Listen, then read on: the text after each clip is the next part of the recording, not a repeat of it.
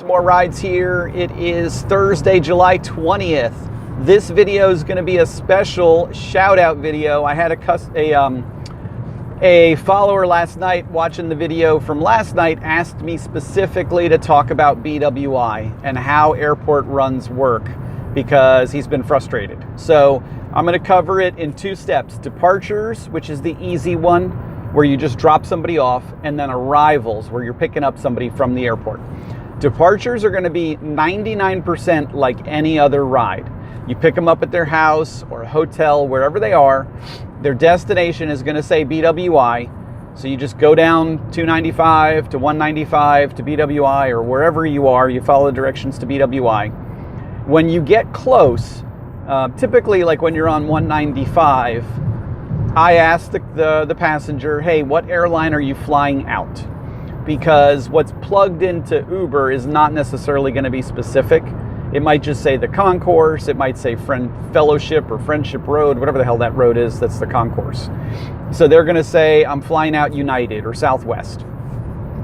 When you get close, you'll follow the signs for departures, which will take you to the upper level of the airport concourse. The concourse is the funny little horseshoe road that the terminal is on.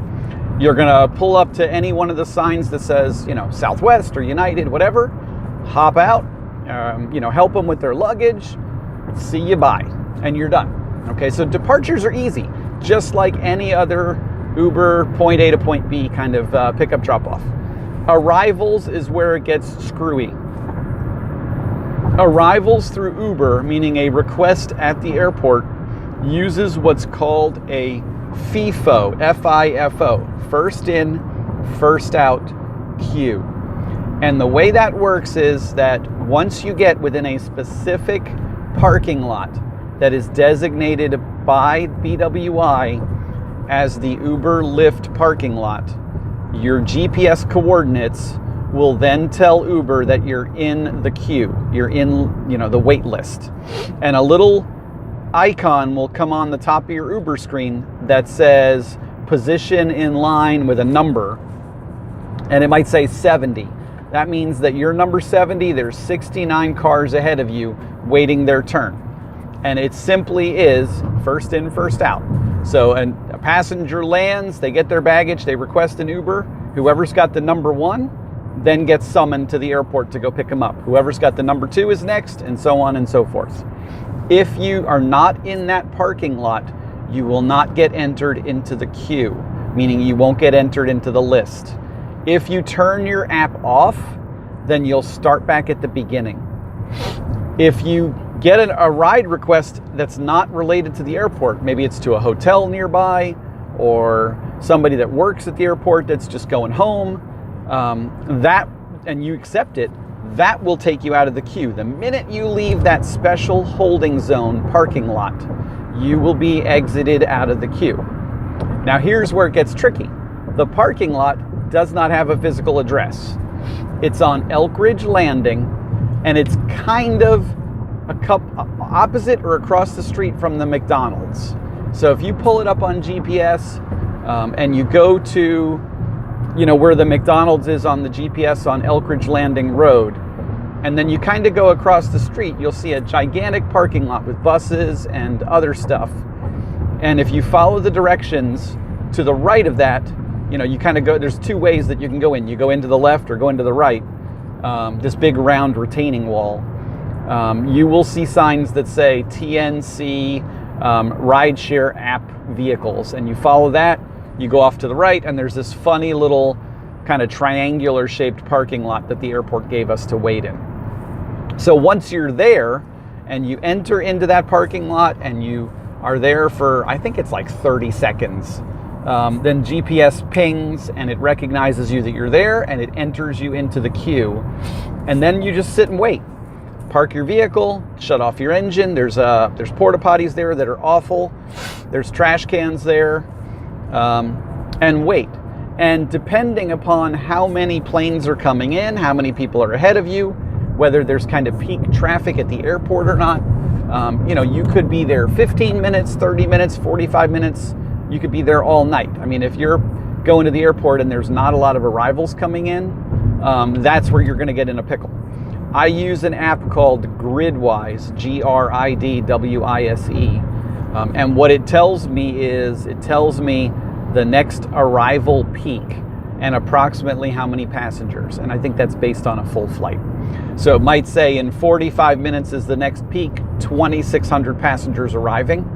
Now that tells me that if I can get down there in 45 minutes, 2,600 is a pretty good share. I'm going to get somebody, and I'm going to get somebody pretty quickly out of that 2,600. You know, if it says the next peak is 600 riders at 2 in the morning, you don't want to be there, because you don't know how many of those 600 riders, or 600 airport passengers are even going to call a ride sharing app. Maybe only 2 do. Maybe the rest all get in cars or buses, whatever. So obviously the bigger number of passengers coming in, the more likelihood that there's going to be ride requests for Uber and Lyft. So that's kind of in a nutshell how it works. You know, my advice would be, you know, text me if you want. My cell phone is 443-398-1772. And I will be happy to, you know, if you're down in the airport area and it's evening time when you guys know that I drive, you know, say, hey, Mike, are you going to the airport tonight? Or what time are you going to be there roughly? And because I want to meet you there and kind of see how this works.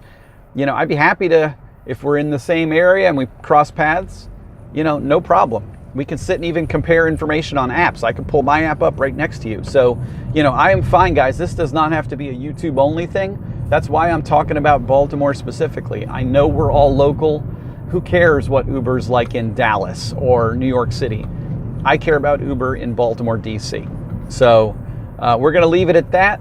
If you want any more specific questions, you know, just dig in or leave me a comment, and we'll go from there. Later, guys. I'll talk to you guys later with an update. Adding on to my prior video regarding BWI. So I am up here now. It is Thursday the 20th, about 6 p.m.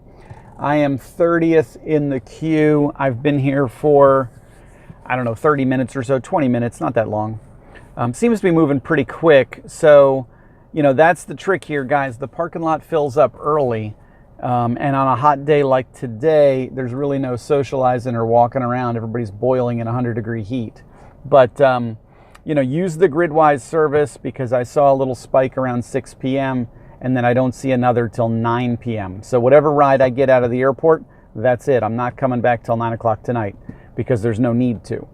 And those people that aren't savvy enough to use the app and at least track passenger data might be sitting here for no good reason. So that's that. On a side note, I just got a message through the Uber app for a RSVP event.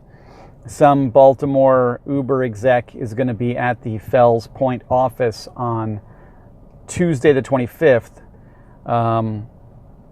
I guess talking about the next wave of changes. So there wasn't much mentioned other than it was an RSVP event.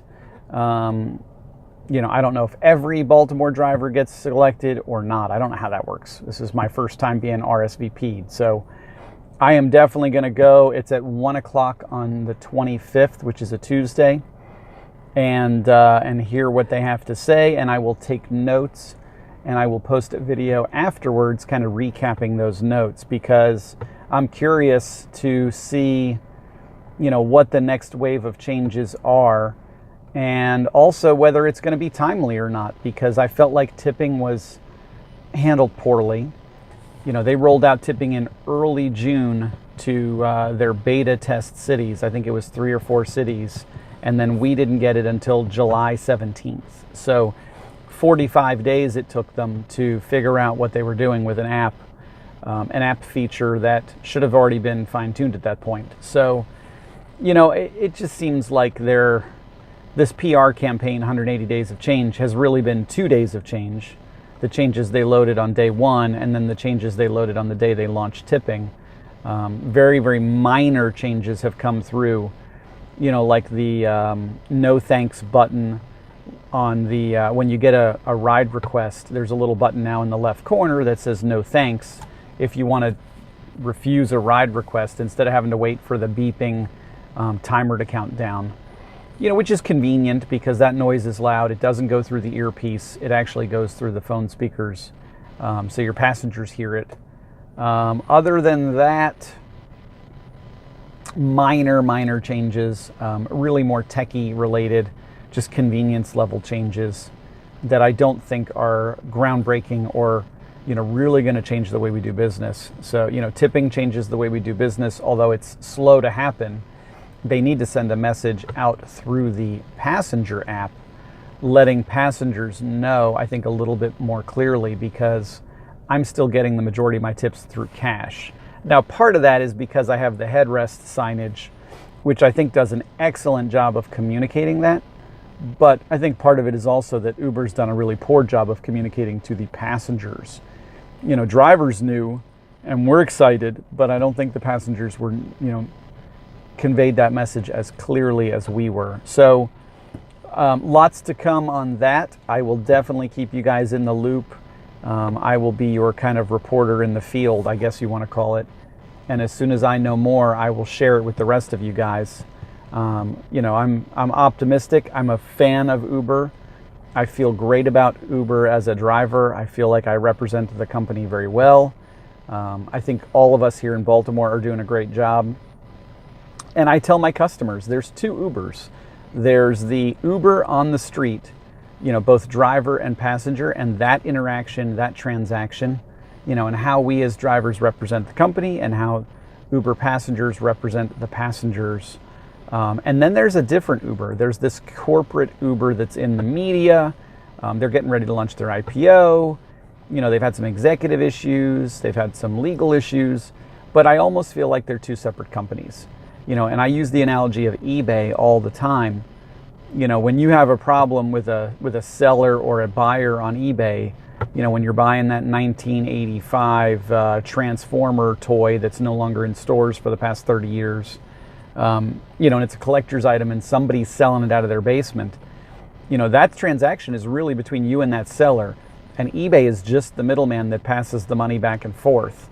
When you have a problem with software or a problem with how something is handled, then you have a problem with eBay. And I think, our Uber situation is very similar. We have technical glitches like the GPS map at the holding zone at the airport not always being the right scale, rides dropping, things like that. And then we have passenger rider or driver issues that we can resolve. And they're two very separate animals. But I'll get into that another day. I just want to pause here and I will catch up with you guys later.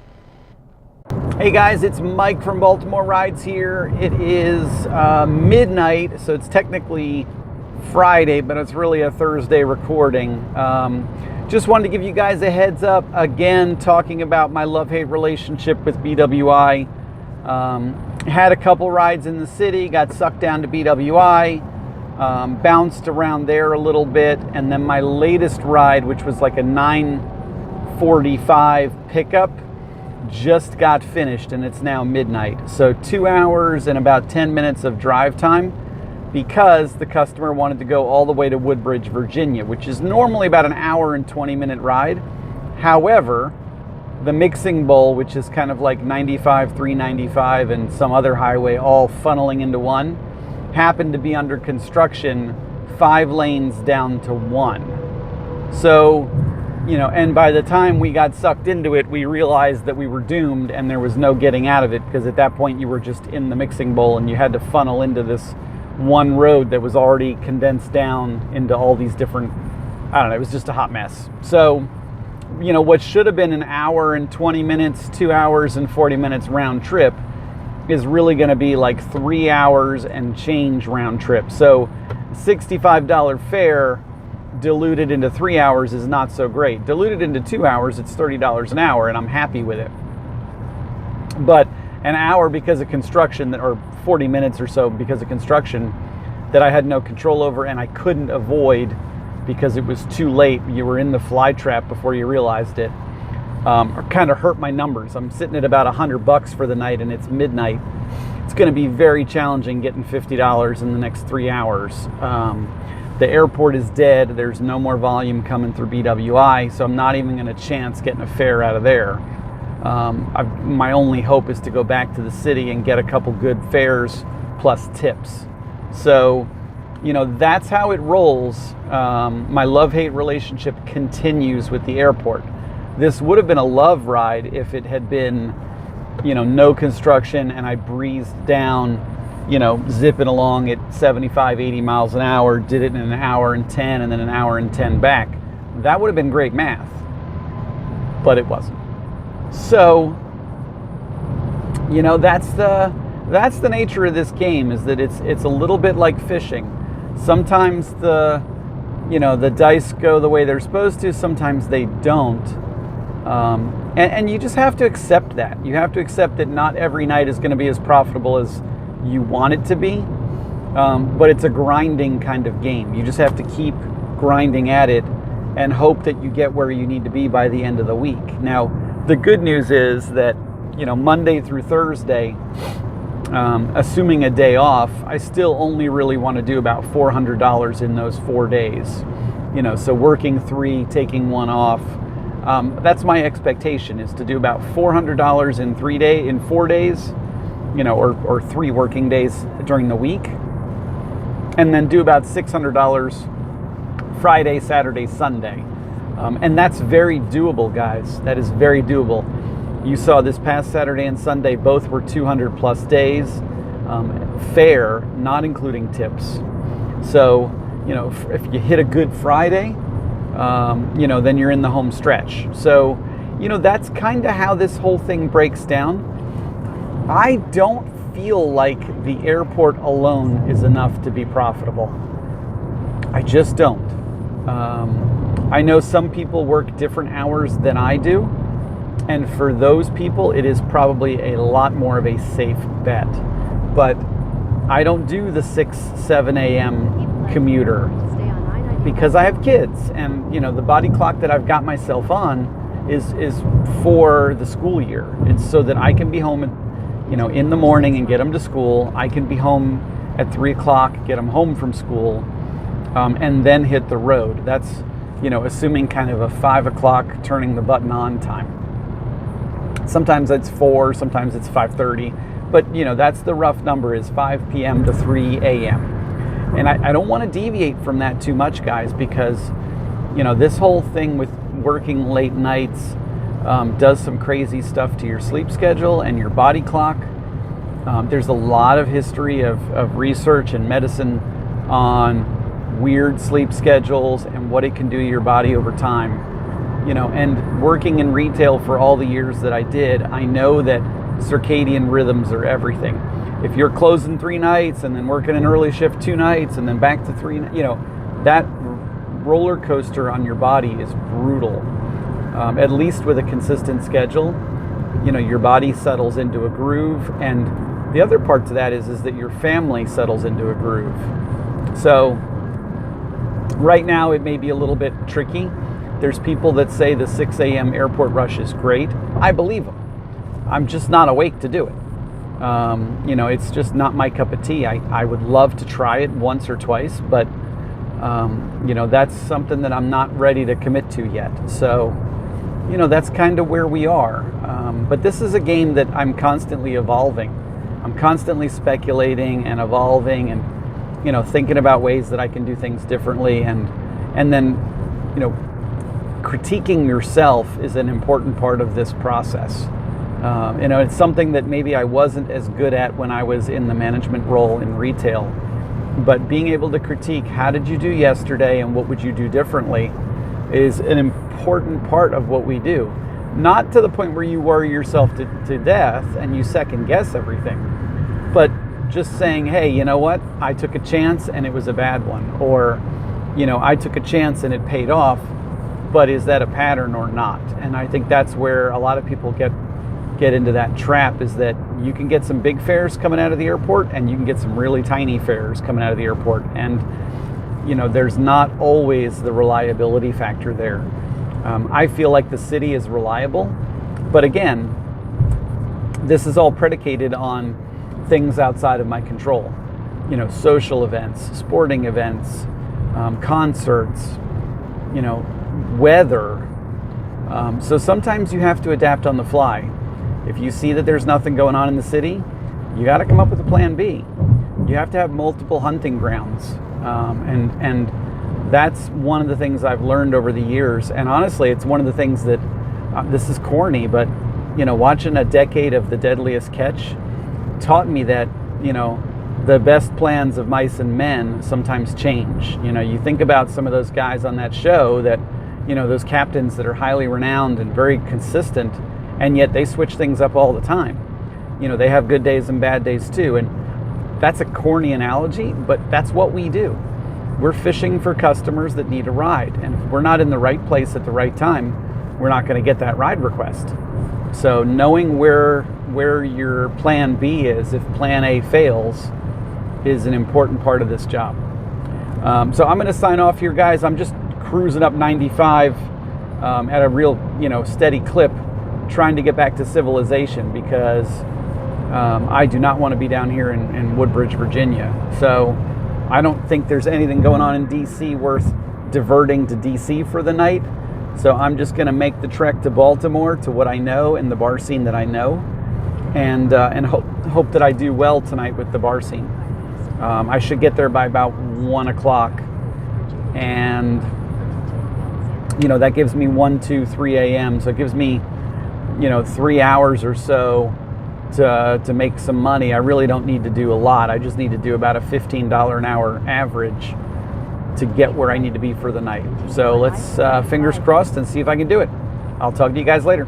Hey guys, it is Mike from Baltimore Rides here, wrapping it up for the night. This will be my my Thursday video. Sorry about that, my screen was a little smudgy there, or the lens part. It's late, it's about 3 a.m. I ended up staying out on the road a little bit later than I normally might, but I was close to 150, and I just wanted to keep grinding until I got there, and I did. So final numbers for the night are about 148, which is within $2. I'm not going to split hairs on that one. And about $15 in tips. So kind of a soft night in cash tips. So that happens. Oh God, excuse me, I got indigestion. Decent night. My Monday through Thursday rules are 150. So I'm officially at 400 for the week. I'm going to crash, and then we've just got to hit it hard Friday, Saturday, Sunday to get where we need to be. And I know we'll get there.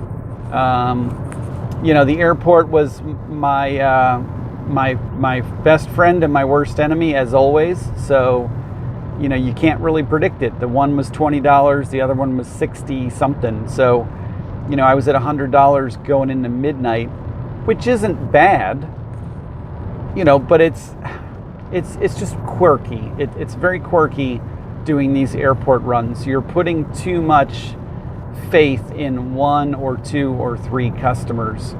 Now, can I get to 150 staying in Federal Hill at Fells Point, grinding out 20, 30 customers? I sure can. And is there just as much risk? Yes, but the risk is different. The risk on those types of nights is there enough activity?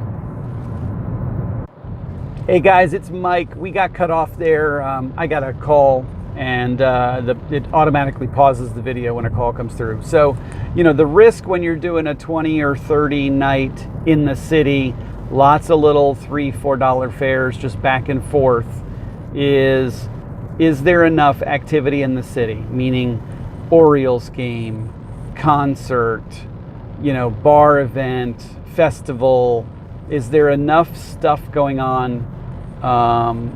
Something going on at the convention center, or just whatever, to draw people out onto the street to go and do things.